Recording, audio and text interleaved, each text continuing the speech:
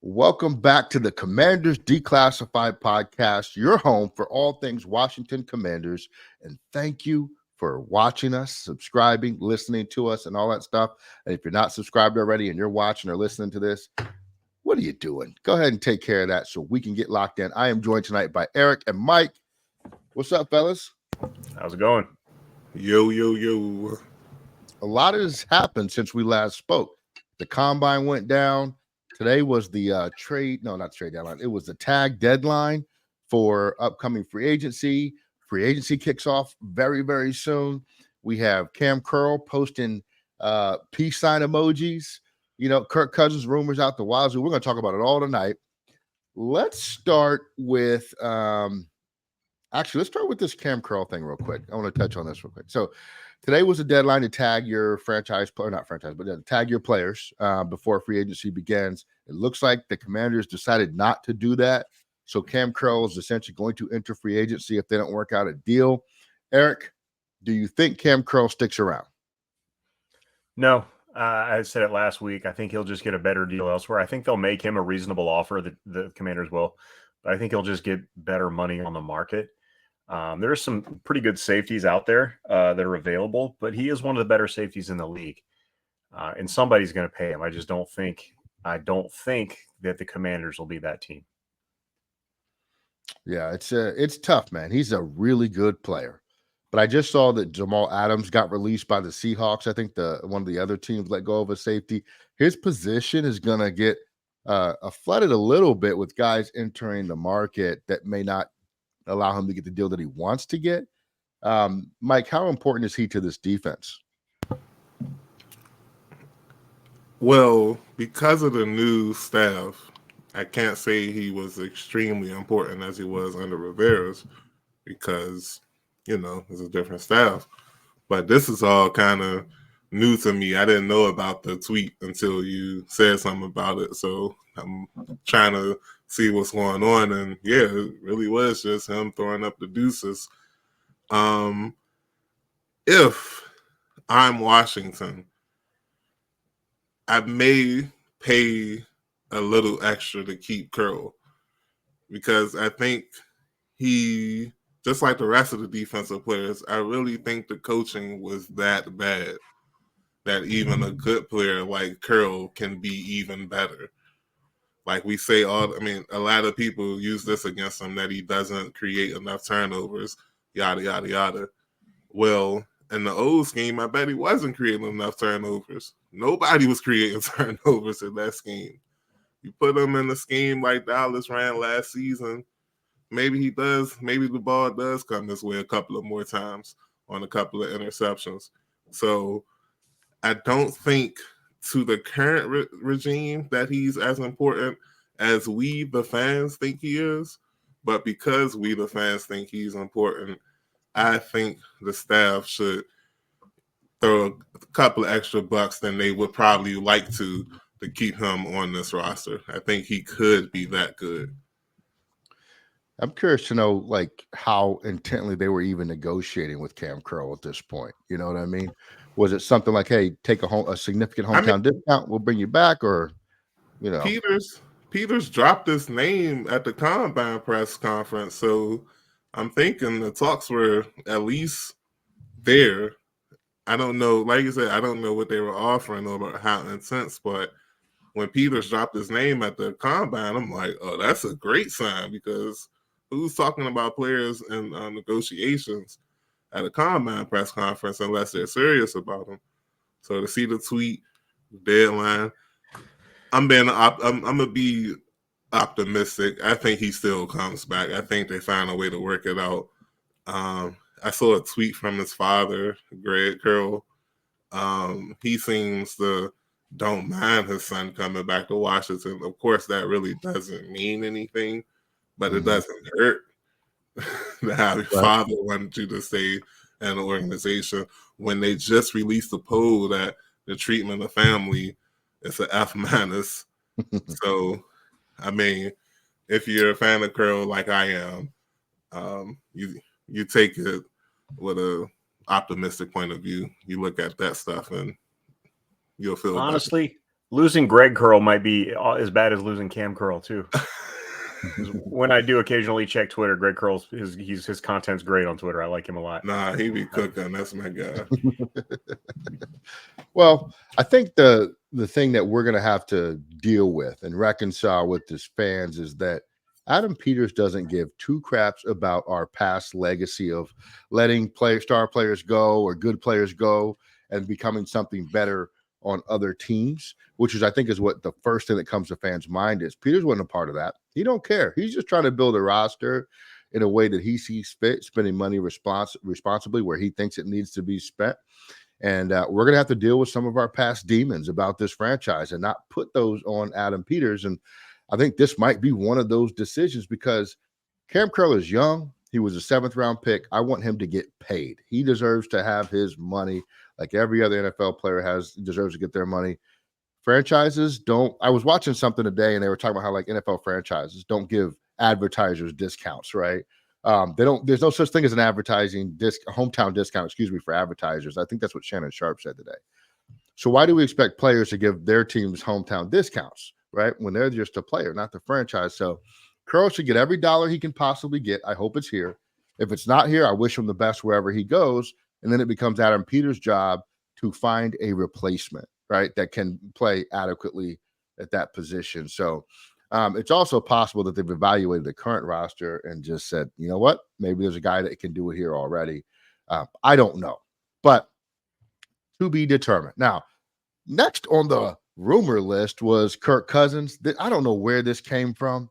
I don't know why it came from wherever it came from, but the rumor that Kirk Cousins is a possible target of Adam Peters and Kirk Cousins wants to come back to Washington, I find to be absolute garbage. It makes no sense to me. But before I give my take, Eric, you're pragmatic. What do you think about this? I haven't heard that at all. I don't think it makes any sense from anybody's perspective. It doesn't make sense from Cousins' perspective, from the team's perspective. It really just doesn't make a lot of sense at all. So I think somebody was just talking out of their hoo-ha with that. I mean, Kirk Cousins is just ready to win. He's going to go someplace. He's going to go to a team that's much closer to winning than Washington. And all the rumors that I have read and heard have been Atlanta is really hot on Cousins' trail. And then there was something this afternoon about potentially the Vikings can use the franchise tag on him because of some weird thing with when his contract expires. I don't think that's going to happen because that's like $50 million. But who knows? Maybe it will. So I think that Kirk Cousins to Atlanta makes way more sense just based on what's around him there than here where it's basically starting from scratch. So I don't see any scenario where Kirk Cousins ends up back in DC, which probably means he signs, day one of free agency. Earlier than Ryan Fitzpatrick did. That's right. Mike, are you giving any consideration to that Cousins rumor at all? Nah, bro. He's old. He's coming off an injury. He's expensive. Based on what I've heard from Peters, Quinn, and even Harris, so to speak, that's the complete opposite of the direction that they're going in. They want fresh. They want exciting. They want potential. They want drama-free, honestly. Like bringing Kirk here is just going to open a whole can of worms. I think some teams can take that risk with signing a person like Kirk Cousins. Washington isn't one of them. And it barely has anything to do with him being here before. It has more to do with the current situation. Again, he's older, coming off an injury. He wants the money. We can't, not here in DC. I don't know, like he said, I don't know where it came from either, but absolutely not. Yeah, he's like it's an Achilles injury too. It's not just any injury; it's an Achilles injury. And if we learn nothing from Aaron Rodgers last year, like I just don't see a way that this franchise banks its whole, not just franchise, this GM group banks their entire reputation of solving the quarterback position on a quarterback that has an Achilles injury, who's in his 30s, his mid to late 30s. 1-4 in the playoffs in his career. Like, what are we doing? What are we gaining by signing Kirk Cousins right now? Aaron Rodgers last year played 2 snaps for the Jets and was done. He got hurt. It doesn't work. Signing free agent quarterbacks to big money deals, it's been proven time and time again that it fails way more often than it works. It's a bad idea, guys. We got to let Kirk Cousins go. Thank him for his service when he was here for the 5 years or whatever he was here. But it's over, guys. Kirk Cousins and Washington are no longer a match. All right, so NFL Combine happened. There was a lot of interesting things. From that, I want to kind of get you guys' opinion on how the Combine and all the activities there reshaped what you guys believe is the plan for free agency. I'm actually going to kick this one off. So one of the things that I noticed about the Combine are 2 things. Number one, how many freaking wide receivers there are. There are so many good wide receivers that you can get all throughout the draft, and that's important for free agency. And number 2, the offensive line talent is really deep in this draft too, going into the interior and exterior offensive line positions. And I think that also impacts free agency. I saw a lot of really good guard prospects, which is something that we need, as well as some center prospects too. So my perspective on the Combine impacting free agency is that we aren't going to be in a rush to go sign linemen in free agency day one, at least not across the board. We saw that we let go of, who was it, Leno? And we cut Wiley as well. And so that leaves some holes, but I think they're going to try to fill those holes with some of the depth in the draft, probably in the 3rd and 4th rounds, things like that, to where you can find starters on interior offensive line positions. And the receiver position, we all feel like we need a big body receiver. There are plenty of those in the draft. I don't think we're going to spend big money there during free agency either. So that's my take on it. Eric, what do you think about the Combine and free agency? I think it was Nick Gates that they cut, not Wiley. But yeah, you're right. But I agree with you on a wide receiver. That affects me a little bit because the push to re-sign Curtis Samuel may not be as strong now because there's just so much wide receiver talent. Now, can you get somebody that can play at Curtis Samuel's level in round 4? Who knows? But that's what the scouts get paid for. You find that guy. So I'm still team re-sign Samuel personally. I think it just makes a lot of sense. He's just too good to let walk away. I mean, unless he's asking for $100 million, something like that, I think you can re-sign him because there's good free agent wide receivers out there as well. That one struck me a little bit. In the dearth of edge rushers, there still really aren't a lot of good, you're going to have to take an edge rusher high if you want an edge rusher in this draft, because after the first 4, well, the first 3, there's a little bit of a drop. And then you get to that second tier, which may or may not be available because around pick 36, because Chop Robinson, had a really good combine and he may have helped his stock a little bit. So, that kind of remains to be seen, but I think, you may have to move back up to get an edge rusher if you want one, or a top edge rusher if you want one, because there's really not a ton of, there aren't a ton of edge rushers out there in free agency outside of Brian Burns and Josh Allen, I don't believe Burns got the free agent tag though. Did he? I didn't see. Yeah, they both did. Allen and Burns, they both did. Did. Okay. Mm-hmm. That's why I let you guys do the research and I just talk. It's way easier that way. So even, the edge rusher class isn't great. I still think, Dorrance Armstrong makes a lot of sense in free agency. That hasn't really changed since, the last time we talked free agency. So I think edge rusher is going to be a really interesting position to watch because there's just not a lot available. Did they start kicking the tires on Chase Young again? Who knows? I don't think so, but you never know. Yeah, I would be insanely surprised if they did, but you never know. Mike, what are your thoughts with what you saw at the Combine? I know you're not a huge fan of the Combine, but how do you think our free agency strategy might have been altered by that? I don't think I watched 1 second, bro. I just watched Xavier Worthy's 40-yard dash compared to John Ross's, the 4.22, the 4.21. But nevertheless, I did hear what a lot of people said about it, and I heard a lot of good stuff. Piggybacking off of what he was saying about Curtis Samuel, you may be able to sign him back because there's so many wide receivers available in the draft and free agency. There may not be enough demand for him. you might be able to sign him back. I feel like, once again, kind of the same as the Curl situation, continuity. I didn't mention that word the first time, but that's basically what I was trying to get to. Continuity, even though it's a good coaching staff, I feel like a trio of Samuel, McLaurin, and Dotson is a good trio. Look at the teams in the Super Bowl. They didn't have monster wide receivers. They just had receivers that knew how to get the ball in their hands and do their job. I feel like Dotson, McLaurin, and Samuel are those type of receivers, and you can find a fourth one that adds to that in the draft or whatever.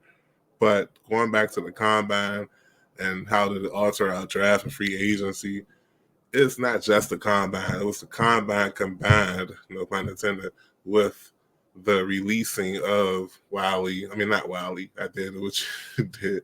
The releasing of Cates, Thomas, and Leno. We're going to have to fill this roster back up. And the combine, just for me at least, it made me know that if the team wanted to go the draft route and be a little bit frugal with the free agency money, that based on what I've heard from the combine, it's not a horrible decision.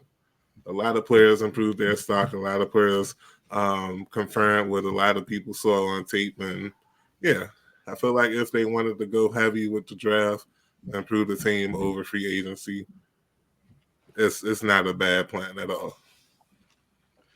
That's right. And yeah, there were some outstanding performances that are going to push other players down in the draft. As those players that had good combine performances are moving up the board, which only benefits us as well. The JJ McCarthy thing, I want to touch on this. Not that I think we're at all in play for JJ McCarthy, but his perceived rise could push some other really good players down for us. Now, I say perceived because we've heard this before with quarterbacks that are shooting up the draft board, and then draft day comes around and they're sitting there in the third round. Oh, what happened? Nothing happened. He was just never that high, right? So, in terms of positions, I think they will spend in free agency after the combine piece, where I think like lineman and receiver are probably positions that we're going to focus on in the draft.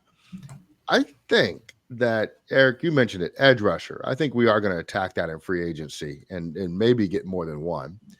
I also think that we might actually go in the bag in free agency and pick up some cornerbacks, believe it or not. I think that's also an option in free agency. Of course, Fuller's a free agent. He is, I think, the 15th ranked overall free agent that's out there. And so we definitely need some support from the cornerback position. Any other positions you think we're going to focus on in the draft, Mike or Eric? Sorry. I was kind of debating this, but I wasn't sure what was going to happen with him. But now we know that he's going to be a free agent. So when we did our list a couple of weeks ago, I left him off. But I think a splash might be in order in free agency, and it might be at a surprising position for you guys given the depth in the draft. But I think Tyron Smith would be a home run free agent signing. Just that veteran presence. He's only 33 years old. He played almost a career high in snaps last year. He can still play at a very high level. He's better than anything that, immediately better than anything that would come in the draft.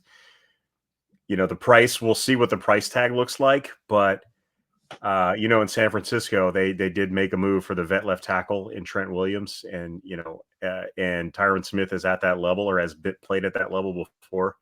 So I feel like, I don't know how close he is with Dan Quinn and that coaching staff, but I feel like that is a move that I would not at all be mad at if they made, just to solidify that position and then attack maybe some other depth positions like linebacker and things like that in the draft. So we'll have to see. Or do you get, Tyron Smith and then sign like Jordan Morgan in round 2, and then you're golden in the, and then you can, slide Wiley over to left guard and you're ready to rock this season. So yeah, it's going to be interesting. That's one that I think maybe. And then I'm also kind of coming around to the idea of Stephon Gilmore on a short term, like a 1-year deal.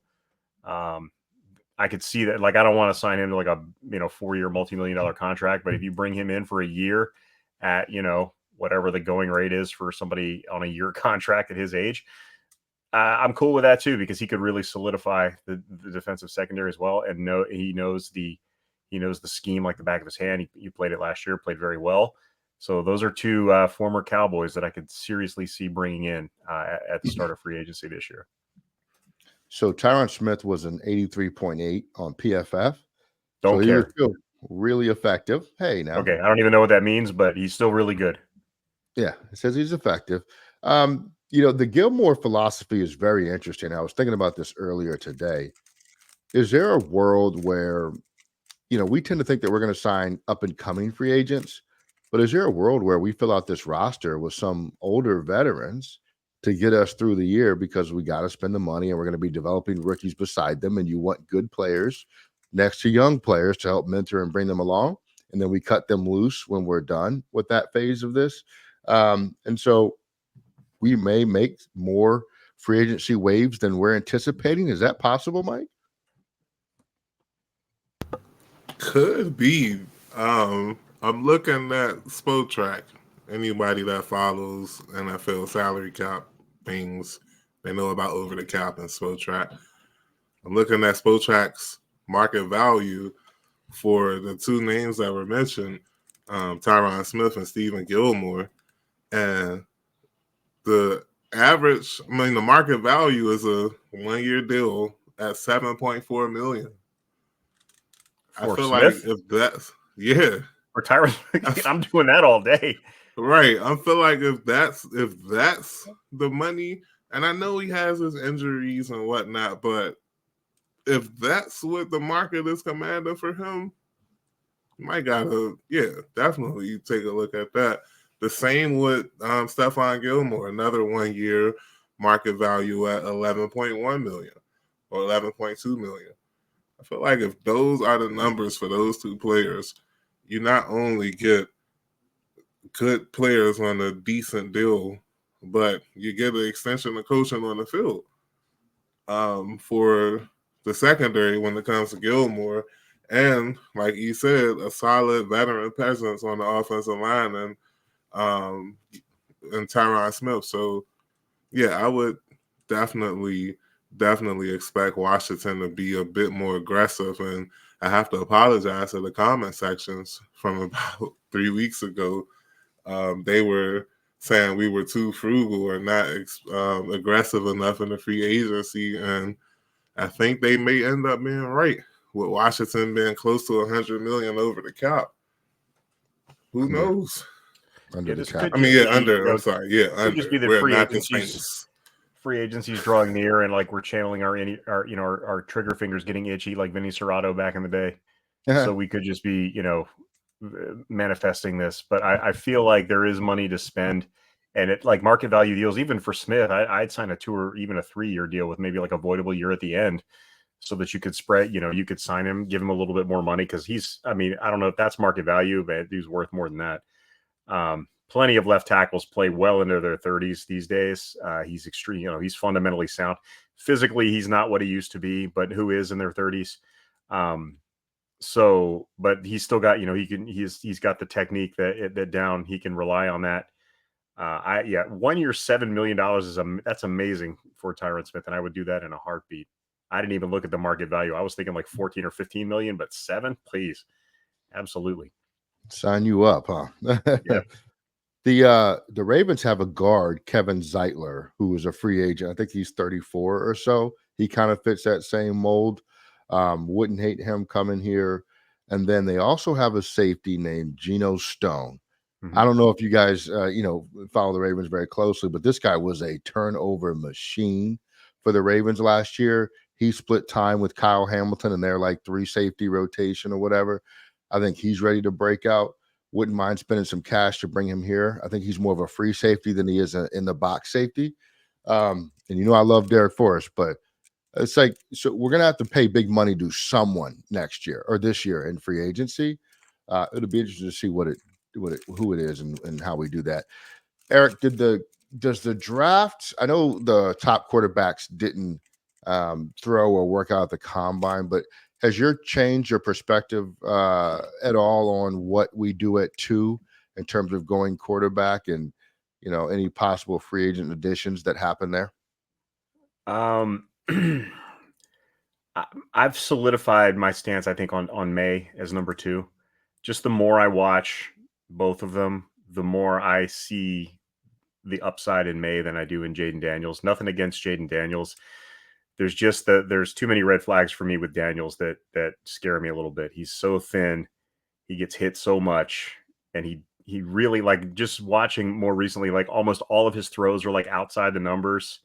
Like, it's wild. Like, I don't know. There's just a lot of things that I read a stat. There was like a PFF stat that like the only college quarterback in the past 15 years that had a higher percentage of throws outside the numbers than Jaden Daniels this year was Justin Fields. So that scares me a little bit. And I just think May seems like I think the transition to the NFL is quicker for May, and I think he's the guy. So it's not popular on this podcast, I know, with my 2 co-hosts, but that's just how I feel. I think May is the guy at 2. I think that's who they take.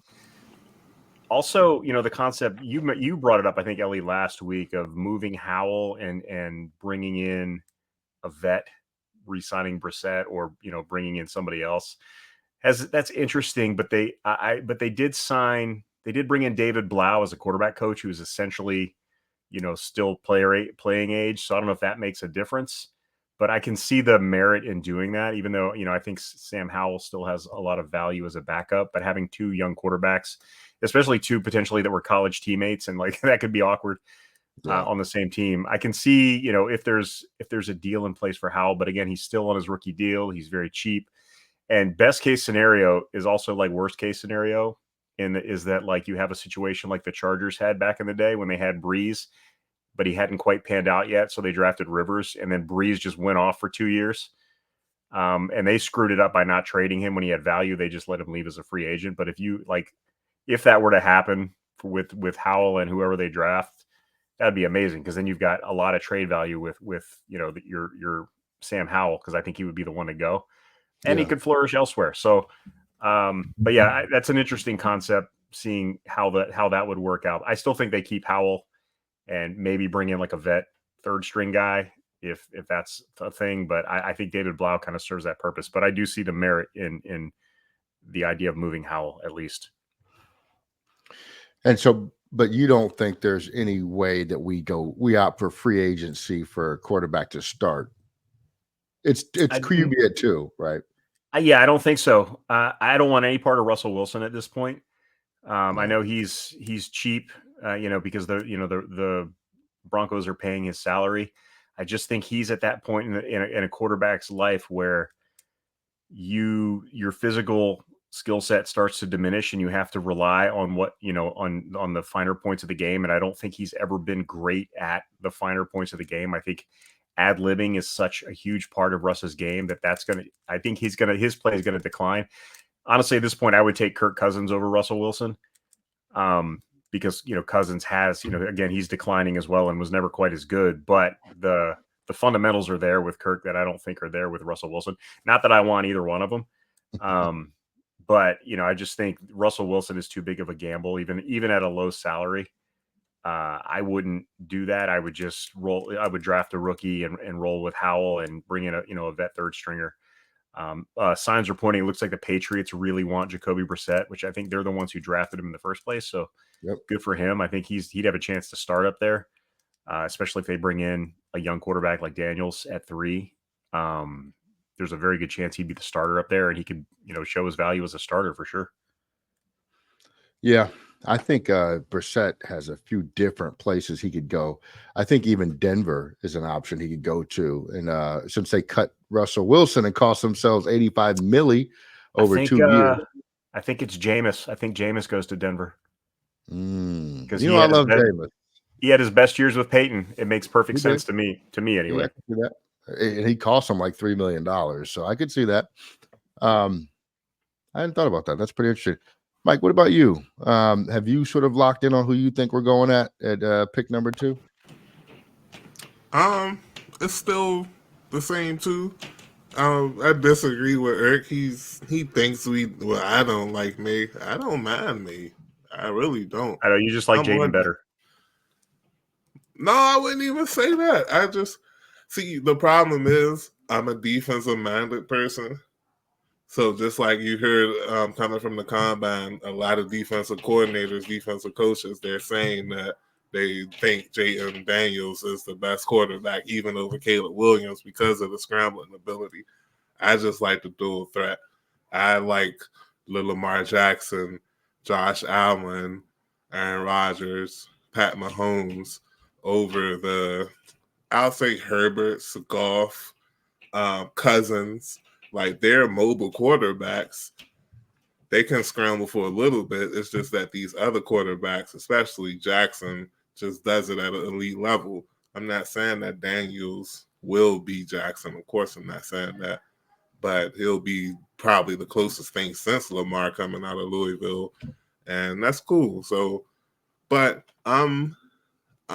it's their first season and I do trust them. Like I really do trust them to make the right decision based on not only their past, but what I heard from them so far since they've been here. I trust the Peters administration to pick the best quarterback that they can build around, so we can have some consistent success in this piece. Yeah, you know what's funny?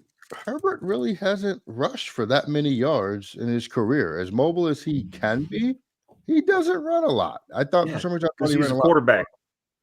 Well, I mean, he's a quarterback. That's why he can.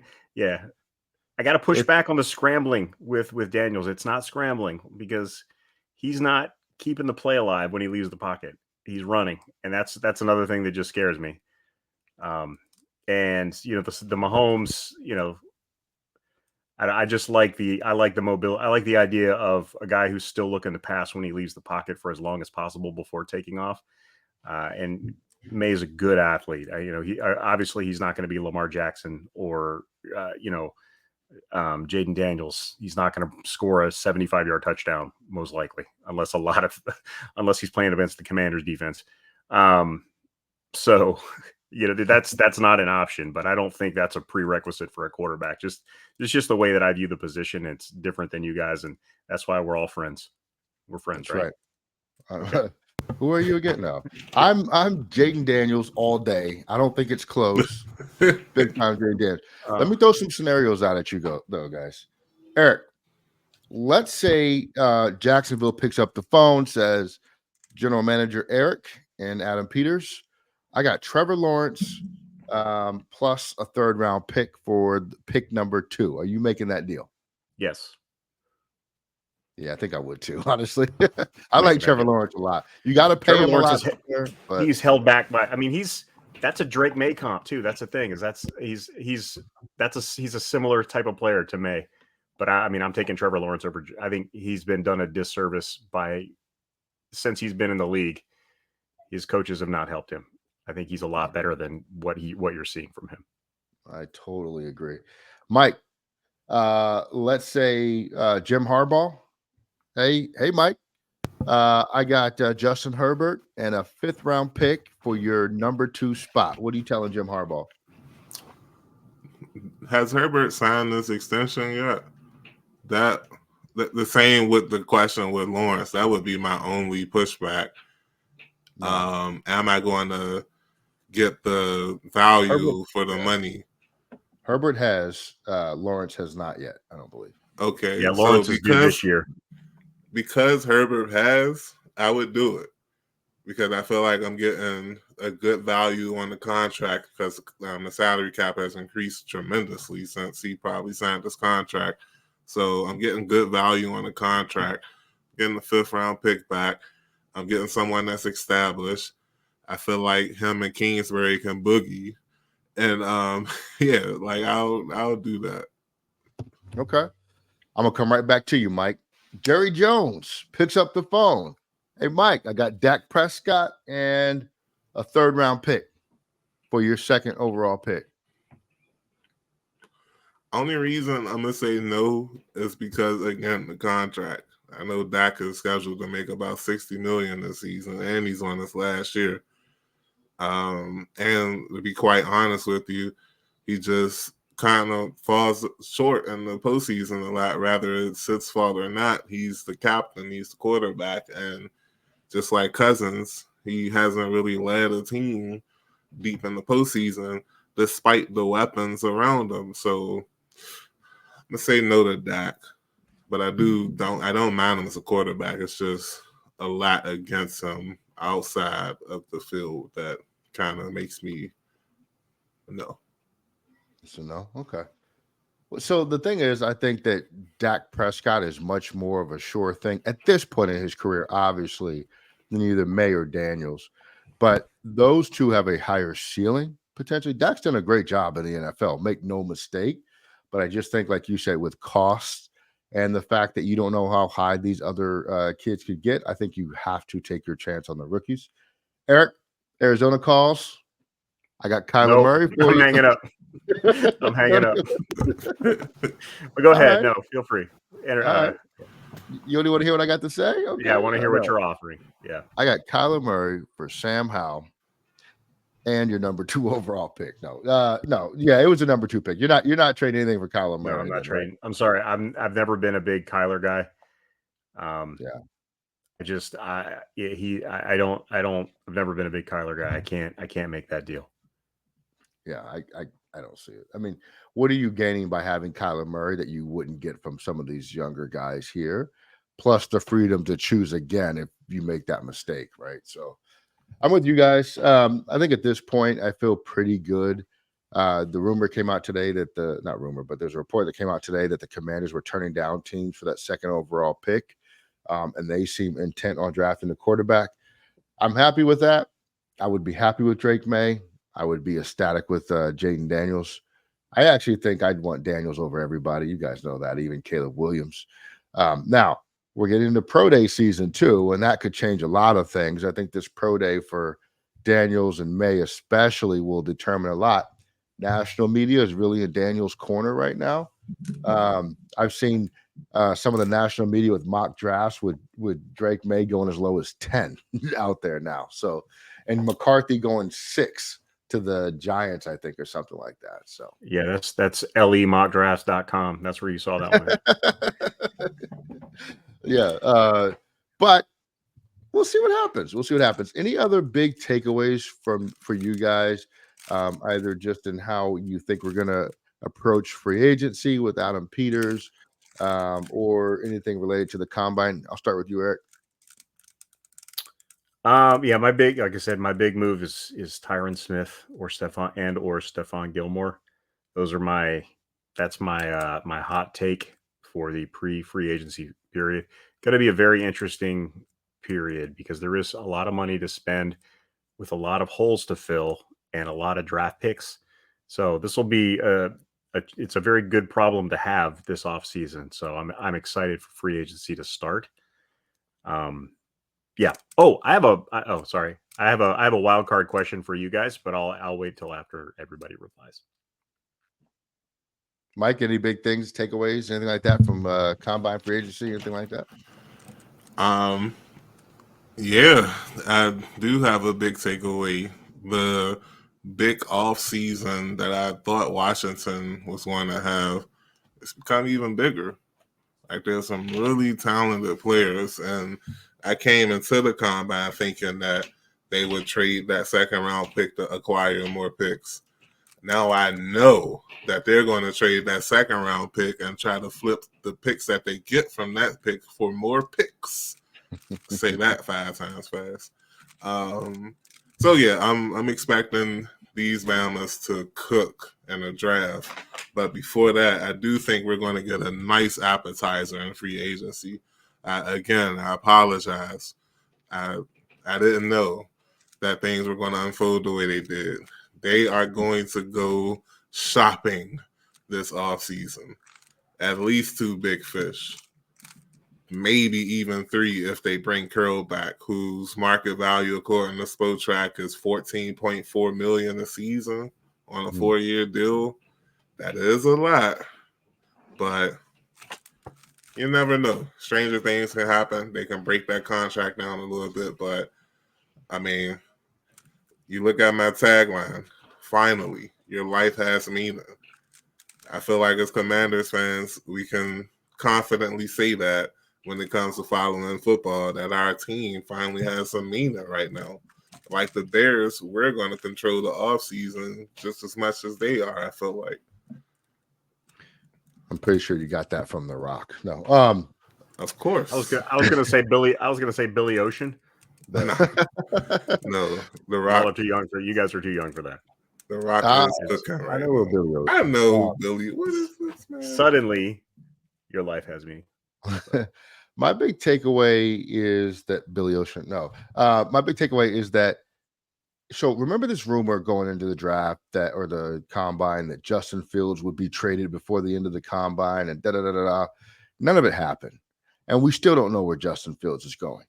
So it's just that reminder that you get every year that everybody's guessing and they're going off very little information. A lot of it sparked by agents, and we're running with it.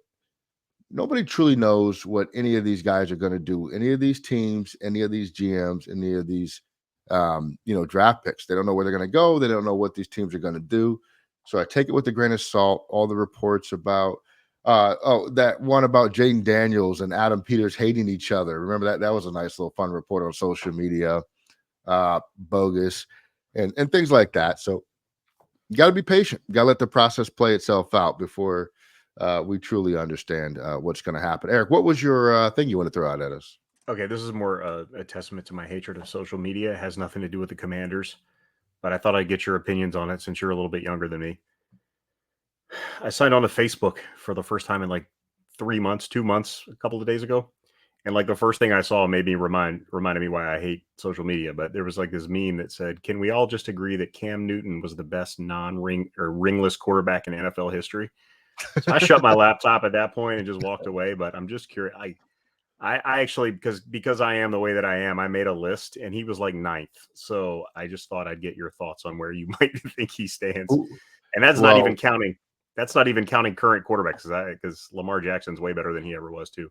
So anyway, I just curious about your thoughts on where Cam Newton ranks among ringless quarterbacks. That's a great question. Dan Marino is my number one. Easily.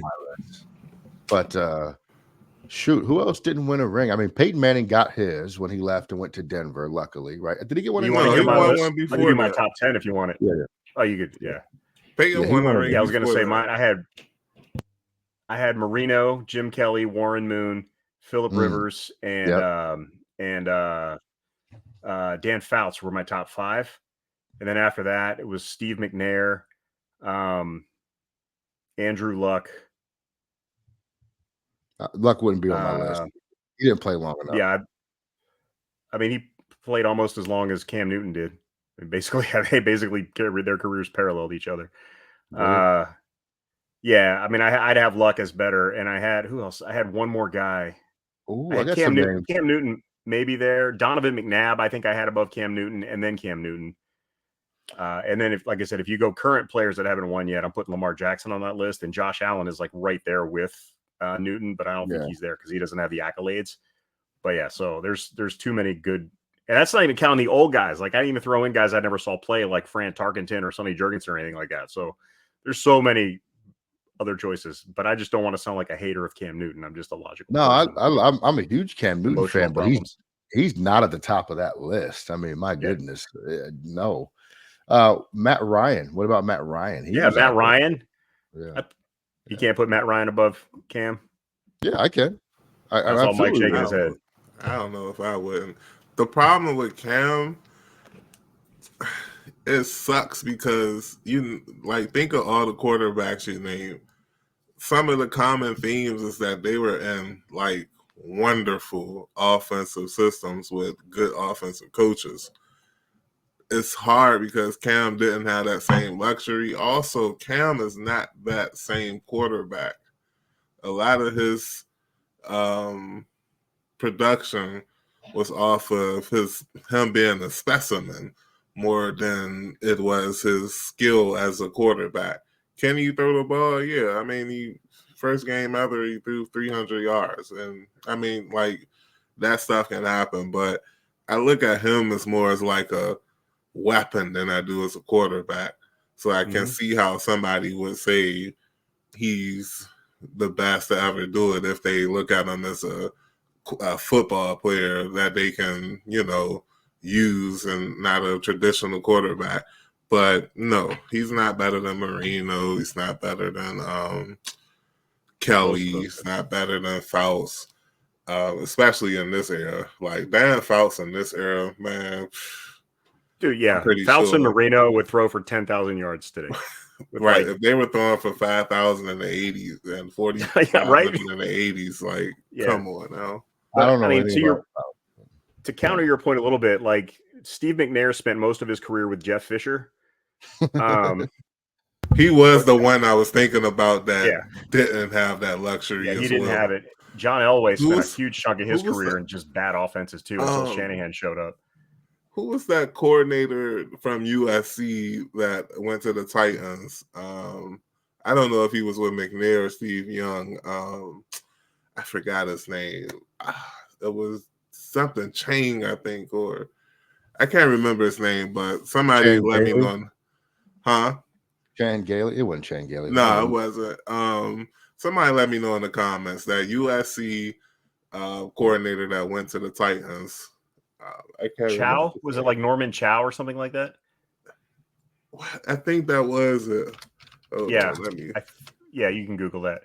What you said about him being a specimen. Norm Chow. The specimen and weapon thing, and that's exactly why, like, once Cam Newton turned 30, nobody wanted anything to do with him because, like, the specimen part of him was gone, and that's why that was kind of like going back to what I was saying about Russell Wilson, is like once that's gone and you haven't learned how to play like quarterback, then you're not going to last in the league, and that's why I think like Josh Allen probably going to be in that same boat because unless he continues to improve as a passer, I don't see Josh Allen playing past like 32, 33 effectively, personally. Like Pat Mahomes, I think plays till he's 40, and I think some of those guys. But Allen, I think once his body starts to go and he can't just run over guys anymore, he could turn into something like he could go like the Ben Roethlisberger, because Roethlisberger was a lot like that too early on, and he developed and he stuck around for a long time. I personally just don't see Josh Allen being that long-term 40-year-old quarterback. Effective anyway. Now you go get something started. So if you came here just for Commanders, that's what I came here to do. Go ahead and leave. But now we got to talk regular football real quick before we get out of here. Thank you to everybody who came here just for the Commanders. Michael Vick to me is still better than Cam Newton was in his career. I'll take Michael Vick over Cam Newton, peak Michael Vick. What about? I just had the name on top of my head here. Randall Cunningham, where would you put him? Because he's right on the cusp of that top 10 for me too. I didn't see him. I never saw him. Yeah, and I think that his resurgence at the end of his career when he was with the Vikings is what kind of puts him in that group, because he was really good when he came back for like 2 years with the Vikings after like being out of the league. Like he was that specimen type quarterback for a long time, but he like was out of the league, came back and just figured it out. And Brian Billick worked with him in Minnesota, and he was great his last couple of years. I put Cam above Vic because Cam has the peak Cam, I think, was better than peak Vic. I think overall Vic probably had a better career than Cam because Cam's career was so short, his peak was so short. But yeah, because peak Cam was MVP and Super Bowl, and Mike Vick never got any of those things. Because Mike Vick played in an era with a lot of like really spectacular quarterbacks, and the league didn't know what to do. Yeah. They didn't know how to handle Mike Vick. They didn't know how to perceive Mike Vick. Our brains weren't developed enough with quarterbacks playing like athletes to understand what Vick was. But peak Michael Vick, there's no chance that Cam Newton was better than Mike Vick at their peaks. If we put Cam Newton with Andy Reid, how would that look? Prime Newton with Andy Reid. Because even the same with Pat. I'm not giving because like I know Pat Mahomes. I'm talking about when I say Pat. I know Pat is great, like wonderful, like by far my favorite quarterback since Rodgers. But he is the greatest play caller that we've seen since 2000. So we're talking 24 years of straight fire from Andy Reid. Would Mahomes produce the same if he was in a different system? The big That's a question we're going to never be able to answer. Yeah, but I really feel Newton like with Newton with Andy Reid would have been interesting. I don't know that he would have been great because he just wasn't. Andy Reid's system kind of calls for a passer, and Newton just wasn't that. But Reid would have figured out what to do with him, and he would have been really productive, and he probably would have had less of a toll on his body because I think Newton or Reid was very pass happy still, even if he had Newton. I don't know. It's an interesting question. I don't know what it would look like. It would have been a weird fit. I wouldn't say horrible, but like you said, it was a West Coast system that Reid runs with a quarterback that is not a precision passer, especially on the short intermediate routes. Correct. It would have been interesting. But I think if Rodgers would have been able to get with a coach like Reid early in his career, we would see the same thing that Mahomes is doing. That's how important I think the coaching and Aaron Rodgers.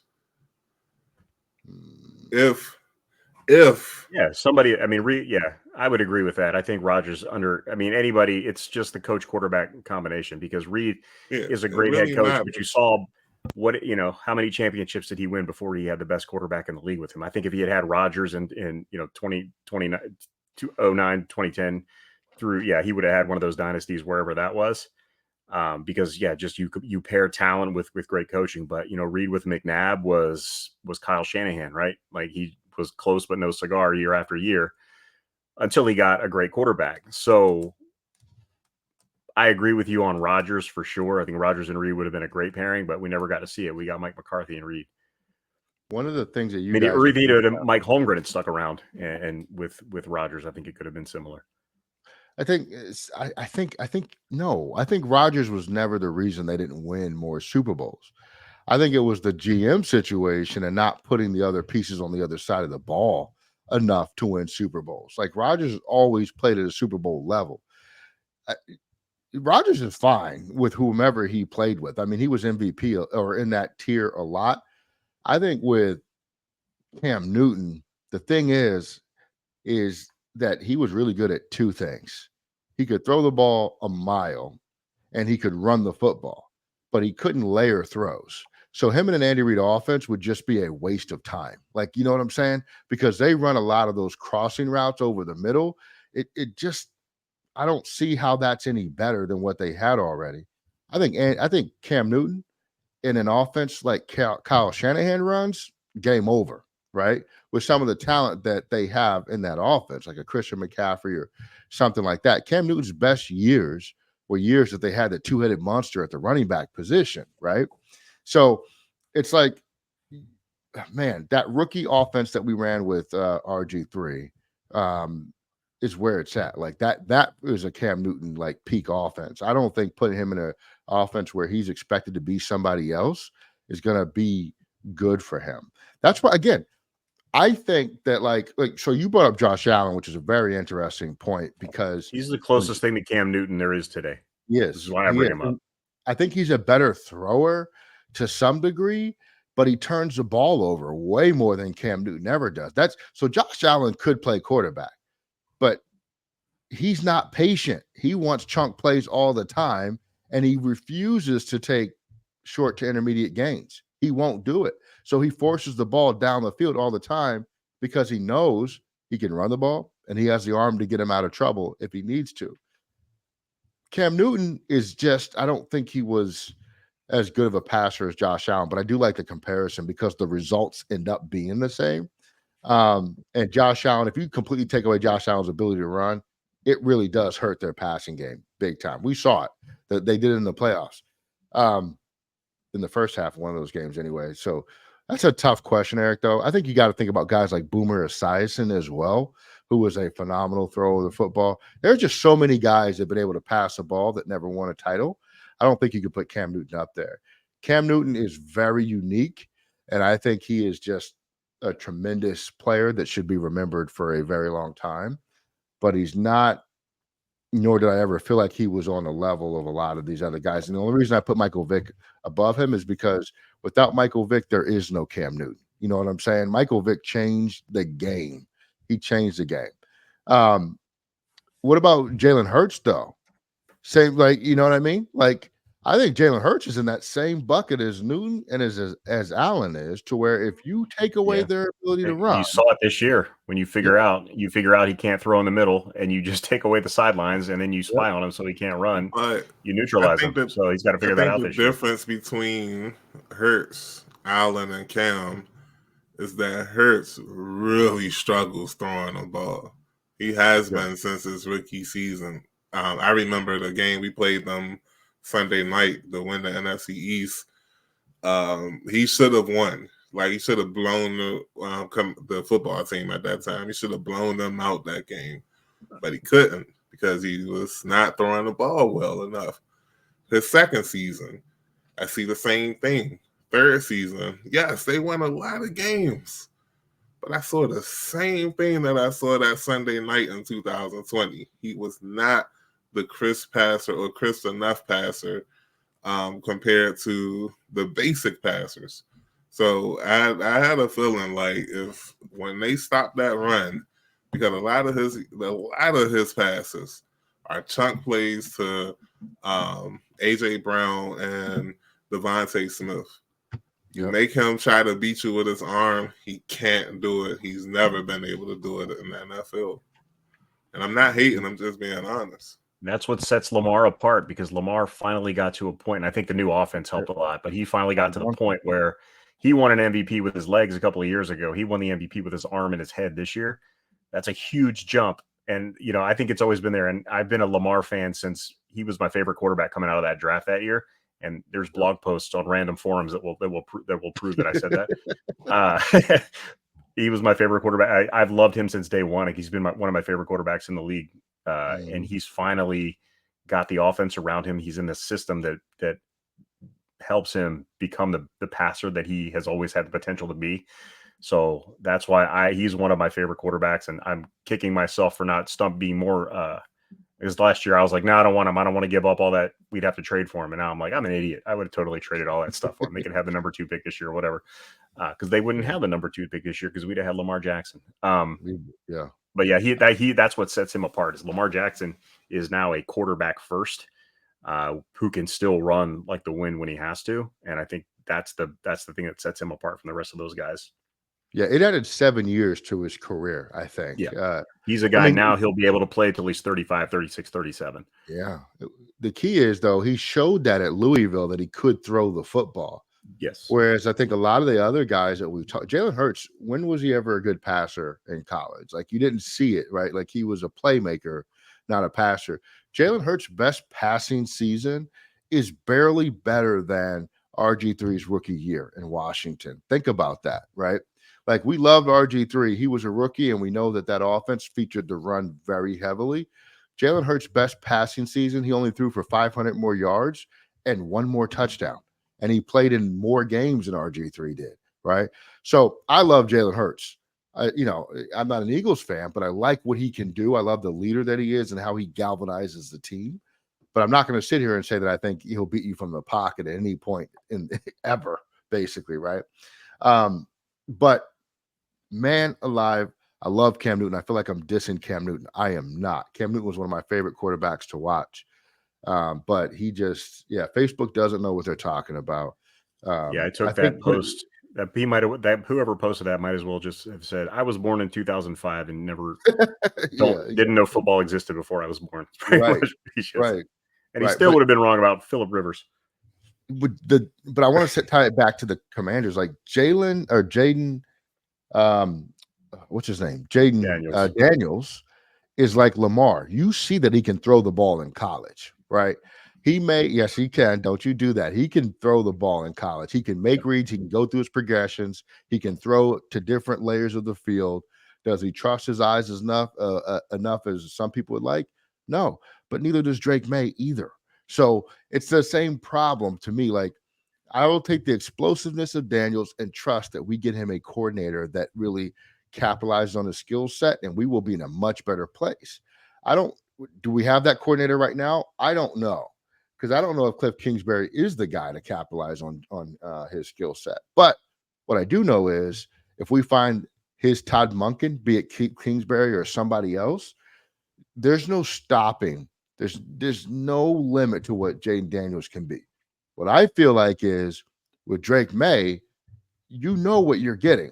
His flaws are his flaws, and they're the same flaw or very similar flaws to what Sam Howell had.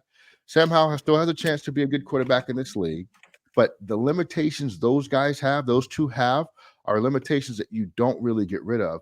The one exception to that is like Kirk Cousins had a lot of the same flaws coming out of school, right? Out of Michigan State. I know because I watched a little bit of Michigan State, and he had who was his running back there? I was going to say Giovanni Bernard. Is that the right guy? I don't remember who he had. No, he had Le'Veon Bell. That's who it was. Thank you. I'm sorry. Much better than Giovanni Bernard. He had Le'Veon Bell. But Kirk Cousins at Michigan State, he would just turn his head and throw the ball when the blitz was coming. And things like that. He hasn't really corrected those things. He's just gotten around much better players, and it masks it a lot, but it shows up when it matters. My fear with Drake May is the same reason that last year I was pretty confident that Sam Howell wasn't going to completely work out, was because those flaws you can't just hide. They're there. And once defenses pick up on them, they know how to attack them. And once one does it on film, all the rest are going to do it on film. Not to say that Drake May can't be an exception to that, because I think he does have some absolute top tier gifts and abilities. But I don't know that I would hang my hat on him being a star across the board, where I think Jaden Daniels absolutely can be that in multiple ways. So your risk is a little bit lower, other than the health concern. But somebody put it out on social media. Everything Jaden Daniels has done, he's done in the SEC. It doesn't get any better than that in college football. So he's taking hits, but he's taking SEC hits, and he's fine. He's fine. So far. So,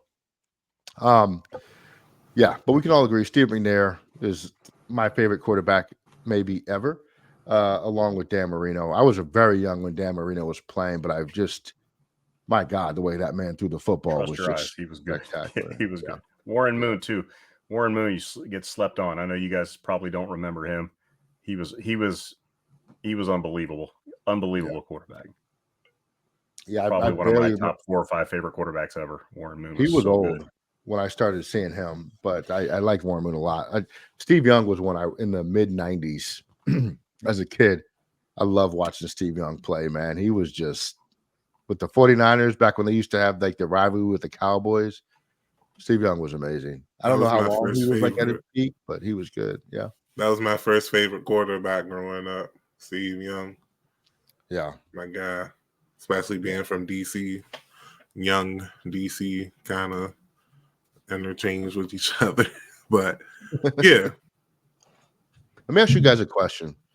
And I know we're over time, but like this perception or notion that we can win with a backup quarterback and win it all with a backup quarterback, and how fans are like, trade back, we can get a guy later and develop him. We can develop Sam Howell, 5th round quarterback.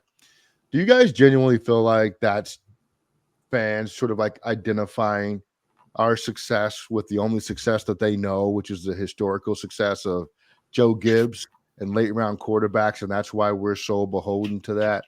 Or do you think that like there's really this idea out there that you can really win with late round quarterbacks? I think it's twofold, because there's the fact that Joe Gibbs existed and we won with, old broken down quarterbacks year after year after year. And there's also, you couple that with the fact that we have had multiple high quarterback picks and we've completely failed on all of them, since Joe Gibbs left. Yeah. Patrick Ramsey, Heath Schuler, all those guys, the most successful. I mean, Jason Campbell had a little bit of success, but he was, certainly wasn't a home run. RG3 was a 1-year wonder. So I see where they're coming from. Joe Gibbs is one of one. He's the greatest coach in NFL history. You can quote me on that. I don't care. If you want to argue with me in the comments. I will join and argue with you and tell you why it's true. He did things that no other coach did, and that includes winning big time with low run quarterbacks. You can't bank on that anymore because you don't have Joe Gibbs as your coach. And the greatest coach, according to people born in 2005, now is Andy Reid. And what's he done without a superstar quarterback? So I think it's twofold. I think it's an incorrect proposition. I think you need to take a swing at a quarterback. But I see where the fans are coming from, being one of those fans who has thought that multiple times before. I think the problem is we've seen it done both ways. Brady is a 6th-round pick. Brock Purdy was Mr. Irrelevant. What was Garoppolo, like a 4th-round pick, 3rd-round pick, maybe? Don't you put Garoppolo in that same category? No, I'm just saying, like, we've seen quarterbacks not picked high have success in this league. Mm-hmm. It's just that for some reason, Washington hasn't been able to do that with anybody.